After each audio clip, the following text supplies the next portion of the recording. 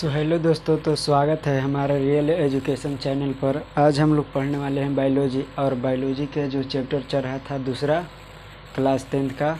तो आज हम लोग बायोलॉजी का दूसरा चैप्टर पढ़ने वाले हैं। तो अगर हमारे चैनल पर आप नए हैं तो हमारे चैनल को सब्सक्राइब करके बेल आइकन को ऑल कर लें। और जो भी आपको समझ में नहीं आता है तो हमारे वीडियो में कमेंट करने का प्रयास कीजिएगा। आपको जो भी उसको हम क्या करेंगे, रिप्लाई देंगे और उसको हम समझाने के प्रयास करेंगे। तो देखिए, सबसे पहले हम लोग ये जो वीडियो है, ये वीडियो श्वसन का ये लास्ट वीडियो है, यानी इस वीडियो में श्वसन पूरा ख़त्म हो जाएगा। उसके बाद जो हम लोग चलेंगे प्रश्न पर चलेंगे। जितने भी NCERT पर आधारित जितने भी प्रश्न दिया है वो सारे चीज़ हम लोग ऑब्जेक्टिव और सब्जेक्टिव सारे चीज़ हम लोग करेंगे। तो इससे पहले अगर 5 वो वीडियो आप नहीं देखे हैं तो उसको आप लोग ज़रूर देखें। तो देखिए, सबसे पहले हम लोग जानेंगे कि जो है ट्रैकिया, जो हम लोग ट्रैकिया देखते हैं, ये जो ट्रैकिया है यहाँ से यहाँ तक जो रहता है, ये ट्रैकिया को ट्रैकिया को लंबाई कितना होती है, ट्रैकिया लंबाई कितना होता है, तो जो है 11 सेंटीमीटर होता है। ट्रैकिया की लंबाई कितना होता है, 11 सेंटीमीटर। वह अगर हम लोग व्यास की बात करें तो 16 mm होता है। व्यास कितना होता है, 16 mm होता है। किसका व्यास, तो ट्रैकिया का व्यास होता है 16 mm। उसके बाद देखिए, दोनों फेफड़ों में करीब, दोनों जो फेफड़ा होता है, एक फेफड़ा एने और एक फेफड़ा एने होता है, तो दोनों फेफड़ा जो होता है वो 3 × 10⁸ वायु कोष पाया जाता है। दोनों फेफड़ा में कितना होता है वायु कोष, तो 3 × 10⁸ मीटर पर सेकेंड 3 × 10⁸ क्या होता है, वायु कोष पाया जाता है। क्या होता है, वायु कोष पाया जाता है। और इसकी अगर रचना कहे तो स्पंजी के आकार का होता है। इसका रचना कैसा होता है, स्पंजी के आकार की तरह होता है। किसका रचना, तो फेफड़ा की रचना। फेफड़ा के याद रखिएगा, फेफड़ा का रचना किसके तरह होता है, तो फेफड़ा का रचना जो होता है वो स्पंजीकार होता है। स्पंजीकार होता है, गुलाबी होता है। उसके बाद थैलीनुमा होता है। ये स्पंजीकार गुलाबी और थैलीनुमा की जैसा इसका संरचना है, किसका, फेफड़ा का। उसके बाद जो हम आगे चलते हैं, सीने में जो है, सीने में 12 जोड़ी पसलियाँ हैं। कितने, 12 जोड़ी पसलियाँ पाई जाती हैं। जो सीना है उस सीने में कितना पसलियाँ पाया जाता है, 12 जोड़ी, यानी 12 इस साइड और 12 इस साइड। जो ये पसलियाँ देख रहे हैं, ये पसलियाँ कितने होता है, तो 12 जोड़ी होता है। 12 यानी दोनों साइड होता है 12-12, यानी पूरा अगर कहे तो 24 होता है। कितना होता है, 24। अगर फेफड़ा देखिए, अब हम लोग जानते हैं कि फेफड़ा में रुधिर के साथ गैसों का आदान प्रदान कैसे होता है। ये जो आपका चित्र दिया गया है, उसी चित्र के माध्यम से हम लोग जानेंगे कि जो है रुधिर में जो है गैस जैसे कार्बन डाइऑक्साइड और जो ऑक्सीजन है वो किस तरह से प्रवाह होता है। तो चलिए अब हम लोग देखते हैं।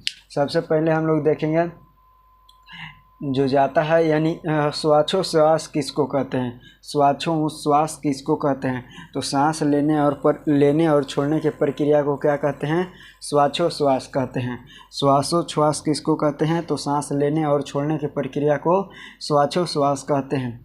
तो सांस लेते हैं तो अब हमको ऑक्सीजन को ग्रहण करते हैं, और जब सांस छोड़ते हैं तो कार्बन डाइऑक्साइड को छोड़ते हैं। सबसे पहले हमारे जो है क्या चीज़ के माध्यम से, श्वसन, यानी श्वसन मार्ग के माध्यम से, किसे श्वसन मार्ग के माध्यम से ऑक्सीजन को क्या करते हैं, ग्रहण करते हैं। क्या करते हैं, ग्रहण करते हैं। उसके बाद ये फेफड़ा है, ये क्या है, फेफड़ा है, ये दोनों फेफड़ा है। ये फेफड़ा में क्या जाता है, ऑक्सीजन जाता है।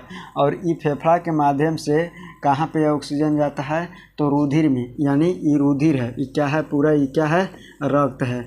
क्या है, रक्त, यानी रक्त का संरचना है। और फिर उसके बाद जो है ऑक्सीजन पहुंचा, जैसे ऑक्सीजन पहुंचा रुधिर में, तो रुधिर में क्या, यानी रुधिर ग्रहण करता है, यानी रुधिर में क्या चीज़ ग्रहण करता है, तो हीमोग्लोबिन। ठीक है, हीमोग्लोबिन क्या करता है, ऑक्सीजन को ग्रहण करता है। हीमोग्लोबिन में आयरन के अणु होता है। किसका अणु होता है? Fe का अणु होता है। अब यही जो है ग्रहण करके और जो रुधिर के माध्यम से, किसके माध्यम से? रक्त के माध्यम से ये क्या कर देता है? ऑक्सीजन को परिवहन करता है। और जो वही ऑक्सीजन है वो ऑक्सीजन क्या करता है? ऑक्सीजन जो है वो कोशिका में प्रसरण कर देता है, यानी सभी कोशिका में फैला देता है। किसको? ऑक्सीजन को। ये जो रुधिर है वो रुधिर क्या करता है? प्रत्येक कोशिका में फैलाने का कार्य करता है। क्या करता है? प्रत्येक कोशिका में फैलाने का कार्य करता है। क्या चीज़ को? ऑक्सीजन को। यह देखिए यहाँ पे है जो हमारा ये क्या चीज़ का चित्र पड़ा है? ऊतक या कोशिका का। तो देखिए यहाँ पे फिर क्या होता है? ग्लूकोज का ऑक्सीकरण होता है, यानी ग्लूकोज होता है वो ग्लूकोज का क्या होता है? ऑक्सीकरण, यानी ऊर्जा मुक्त करने के लिए ऑक्सीकरण की प्रक्रिया होता है।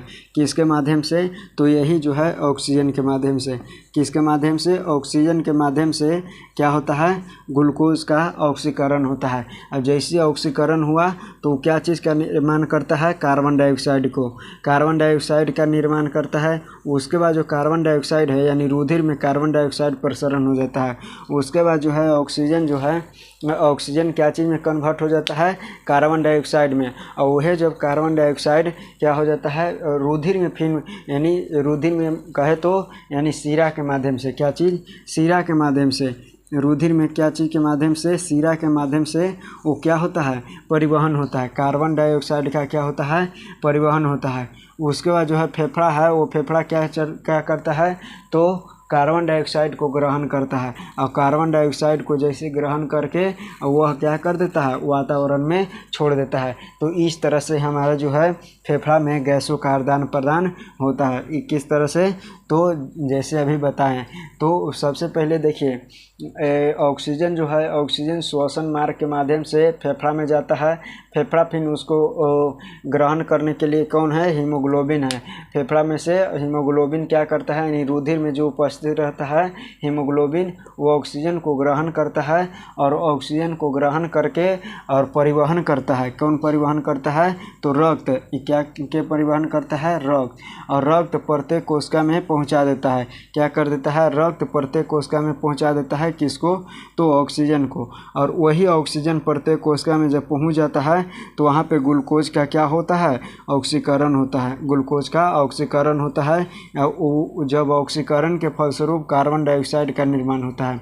और कार्बन डाइऑक्साइड जैसे बना तो वह रुधिर में क्या हो जाता है? प्रसरण हो जाता है, यानी पूरे रुधिर में फैल जाता है, जो शिरा के माध्यम से कहाँ तक जाता है? हृदय तक। वह परिवहन करने लगता है। कौन परिवहन करता है? तो रक्त। कौन? रक्त। इसको परिवहन करने का कार्य केवल है। परिवहन करने का कार्य किसको है? तो रुधिर का। बाकी जो कार्य कौन करता है? हीमोग्लोबिन। कौन कार्य करता है? हीमोग्लोबिन। यानी जो ऑक्सीजन को बांधने का कार्य करता है हीमोग्लोबिन, यानी पकड़ के रखने का कार्य कौन करता है? हीमोग्लोबिन। हीमोग्लोबिन पकड़ने का कार्य करता है। और जो रुधिर है यानी रक्त है, वो रक्त परिवहन करने का कार्य करता है। किसको? तो ऑक्सीजन को।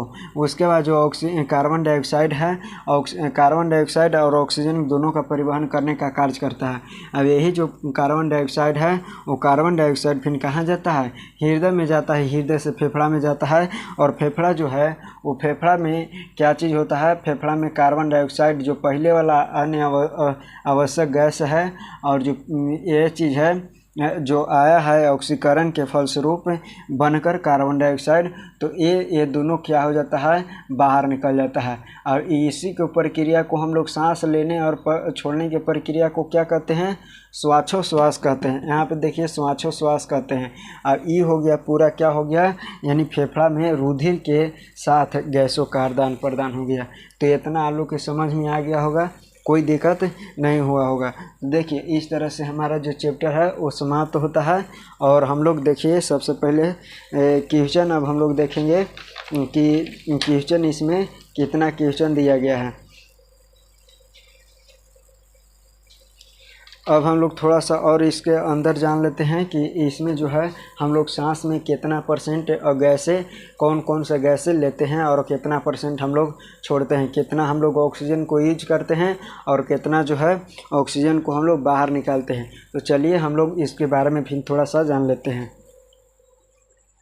चलिए अब हम लोग देखेंगे कि जो है श्वसन के दौरान हवा में क्या क्या मौजूद रहता है, यानी क्या क्या मौजूद होता है ये सारे चीज़ हम लोग देखेंगे। यानी हवा में क्या क्या मौजूद रहता है ये सारे चीज़ हम लोग देखेंगे।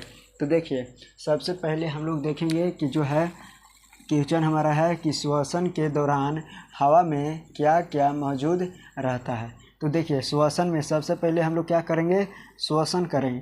क्या करेंगे, श्वसन करेंगे।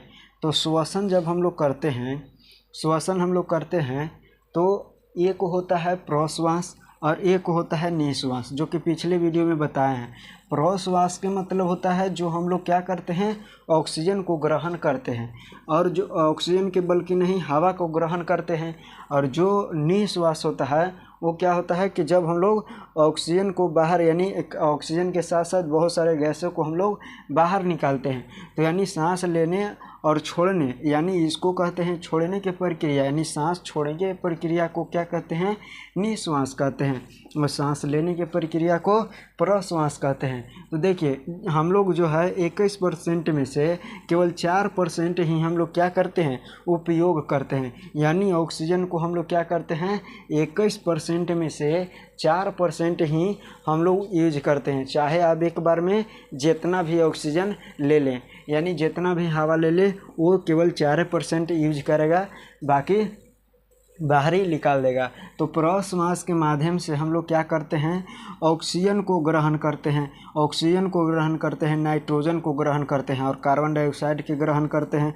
और बहुत सारे धूल कण होते हैं, अन्य गैस होते हैं, वो सारे चीज़ को हम लोग क्या करते हैं, ग्रहण। कुछ धूल कण होते हैं जो कि हमारे नाक में देखते होंगे, छोटा छोटा बाल होता है, वो उसमें क्या हो जाता है, यानी बैठ जाते हैं, यानी बाल से क्या हो जाता है, जो है वो शुद्ध हवा जाता है, अंदर धूल कण उतना प्रवेश नहीं कर पाता है। तो देखिए जो है नाक में इसी तरह से, यानी बाल को इसी का क्या काम है, तो धूल कण को क्या करना, उसको जमा करना, यानी पकड़ना। तो सबसे पहले हम लोग क्या करते हैं, ऑक्सीजन को हम लोग 21% ऑक्सीजन को ग्रहण करते हैं, यानी किसके द्वारा, प्रश्वास के द्वारा 21% ऑक्सीजन को क्या करते हैं, ग्रहण करते हैं। 21% ऑक्सीजन को ग्रहण करते हैं। उसके बाद नाइट्रोजन की बात करें तो 78.09% जो है वो किसको ग्रहण करते हैं, तो हम लोग नाइट्रोजन को ग्रहण करते हैं। अगर वही चीज़ अगर हम लोग कार्बन डाइऑक्साइड की बात करें तो 0.0 जो है वो 3% क्या करते हैं, हम लोग कार्बन डाइऑक्साइड को ग्रहण करते हैं। तो ये 3 चीज़ हम लोग मोटा मोटी जो लिख दिए हैं, और से बाकी अन्य गैस जो है वो हम उसके माध्यम से ग्रहण करते हैं। तो ये 3 चीज़ है, यानी जो कि प्रमुख है। ये सबसे पहले कार्बन डाइऑक्साइड, सबसे पहले ऑक्सीजन हो गया और नाइट्रोजन हो गया और कार्बन डाइऑक्साइड हो गया। उसके बाद जो आगे हम लोग हैं, आगे है जब हम लोग निश्वास, यानी पूरा 4% हम लोग क्या करते हैं, यूज करते हैं। क्या करते हैं, 4%, यानी निश्वास के माध्यम से हम लोग ऑक्सीजन छोड़ते हैं। क्या करते हैं, ऑक्सीजन छोड़ते हैं। तो देखिए निश्वास के माध्यम से हम लोग ऑक्सीजन जब छोड़ेंगे तो कितना % रहेगा, अगर इसको हम लोग यूज करेंगे, क्या करेंगे, यूज करेंगे। जिस प्रकार से 21% में से 4% हम लोग क्या किए, उपयोग किए। अब मान के चलिए कि हमको इसको भी यूज करना है, तो फिर 4% में से फिर 17% में से 4% घटा दीजिए, तब कितना बचेगा, तो बचेगा कितना, तो 13%। यानी फिर 13% अगर हम लोग ग्रहण कर लेंगे तो फिर बचेगा 9%। अगर 9% हम लोग ग्रहण नहीं कर पाएंगे, क्यों नहीं कर पाएंगे, क्योंकि अब जो है किसमें, कार्बन डाइऑक्साइड। देखिए जैसे अब हम लोग क्या करेंगे कि यहाँ पे 17% ऑक्सीजन है, क्या चीज़ है, जैसे वो बात मानिए यहाँ पे सुनिए, थोड़ा सा आप लोग ध्यान से सुनिएगा। सबसे पहले हम लोग जान लेते हैं निश्वास के माध्यम से ऑक्सीजन जो है वो 17% नाइट्रोजन है। जिस प्रकार से नाइट्रोजन हम लोग जितना ग्रहण करते हैं उतना हम लोग नाइट्रोजन को छोड़ देते हैं, यानी 78.09% हम लोग क्या करते हैं, छोड़ देते हैं। कार्बन डाइऑक्साइड की मात्रा बढ़ जाता है, तो कार्बन डाइऑक्साइड पहले कितना था, 0.03% ग्रहण किए थे, लेकिन निकला कितना, तो 4% कार्बन डाइऑक्साइड बढ़ जाता है। अब हम लोग बात कर रहे हैं कि अब हम इसको अगर फिर से हम लोग ग्रहण करेंगे तो क्या संभव है, तो यह संभव है, लेकिन ज़्यादा देरी तक नहीं, कि केवल 2 सेकेंड तक हम लोग इसको 2-3 सेकंड तक यानी 2-3 बार हम लोग सांस ले सकते हैं, यानी 2 से 3 बार इसको सांस ले सकते हैं। जैसे एक बार हम लोग सांस लिए तो 4% यूज किए, बाकी 17% हम लोग छोड़ दिए, तो एक बार हो गया। क्या हो गया? एक बार हो गया। कार्बन डाइऑक्साइड की मात्रा कितना बढ़ा? 4%। कितना बढ़ा? 4%। अब हम लोग इसको अगर ग्रहण करते हैं तो हम लोग ग्रहण करते हैं प्रश्वास के माध्यम से, इतना ग्रहण करेंगे तो छोड़ेंगे कितना? तो छोड़ेंगे हम लोग 13% ऑक्सीजन छोड़ेंगे। उसके बाद 78.9% क्या छोड़ेंगे? नाइट्रोजन। लेकिन ये कार्बन डाइऑक्साइड हो जाएगा 8%। क्या हो जाएगा? Carbon dioxide 8%। अब कहेंगे कि अब ये तो दूसरा हो गया, ये 2 बार हो गया, यानी हम लोग पहला बार किए तो इतना छूटा, अब दूसरा बार इसी को ऑक्सीजन को किए तो इतना बार छूटा, यानी दूसरा बार हम लोग किए इसी को ग्रहण किए तो इतना % जो है छूटा। अब हम लोग इसको अगर हम लोग क्या करेंगे, एक बार और ग्रहण कर सकते हैं, एक बार और ग्रहण कर सकते हैं, क्योंकि ऑक्सीजन जो है कार्बन डाइऑक्साइड की मात्रा जो है वो कार्बन डाइऑक्साइड की मात्रा जो है ऑक्सीजन से कम है, तो याद रखिएगा। तो देखिए सबसे पहले अब ये जैसे हम लोग इसको छोड़ेंगे गैस को और लेंगे तो पहला बार थोड़ा सा कठिनाई होगा, और दूसरा बार जब हम लोग पहला बार लिए तो पहला बार वातावरण से लिए, तो पहला बार हम लोग जिस तरह से नॉर्मल लेते हैं उस तरह से हम लोग ऑक्सीजन को लिए, लेकिन दूसरा बार जैसे हम लोग लिए उस सांस को छोड़े और जमा किया और फिर हम लोग उसको सांस को लिए, तो उसमें से थोड़ा सा कठिनाई होगा। अगर हम लोग फिर इसको अगर लेंगे तो थोड़ा सा और ज़्यादा कठिनाई होगा। ठीक है, यहाँ पे जो हम लोग लेंगे तो 9% क्या होगा? कार्बन डाइऑक्साइड ऑक्सीजन छूटेगा, 78.09% जो है वो नाइट्रोजन रहेगा, और जो ये जो है ये तीसरा हो जाएगा। अगर तीसरा बार इसको हम लोग लेंगे तो ये तीसरा बार लेंगे तो ये हो जाएगा कितना? 12%। और क्या हो जाएगा? Carbon dioxide. अब कहेंगे कि अगर 3 बार हो जाएगा तो 3 बार ज़्यादा घुटन महसूस होगा, और इसको हम लोग ग्रहण करेंगे तो इसको हम ग्रहण नहीं कर पाएंगे, ग्रहण कर पाएंगे लेकिन हम लोग कोई बेनिफिट नहीं होगा, यानी ग्रहण करने से कोई फ़ायदा नहीं है, यानी जितने हम लोग ग्रहण करेंगे घुटन महसूस होगा, क्योंकि इसमें कार्बन डाइऑक्साइड की मात्रा अधिक हो गया है और इसमें जो है ऑक्सीजन बहुत नग्न है, यानी इसके अगर आधार पर अगर देखें तो इसको क्या है? नग्न है। तो हम लोग अगर एक ऑक्सीजन को हम लोग ज़्यादा से ज़्यादा 3 से यानी 2 से 3 बार हम लोग सांस ले सकते हैं।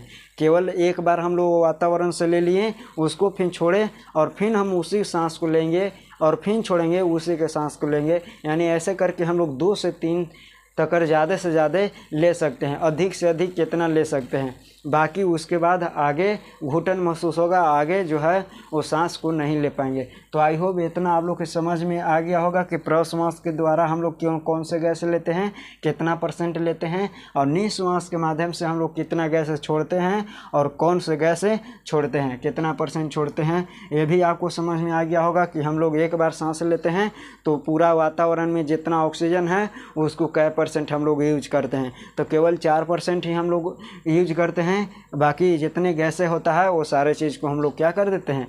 निकाल देते हैं। जो हम लोग 4% यूज करते हैं वह 4% जो है वो कार्बन डाइऑक्साइड में परिवर्तन हो जाता है। तो आई होप इतना आप लोग के समझ में आ गया होगा। तो मिलेंगे हम लोग अगले जो है बायोलॉजी के क्वेश्चन के साथ, क्वेश्चन आंसर के साथ। तब तक के लिए जय हिंद।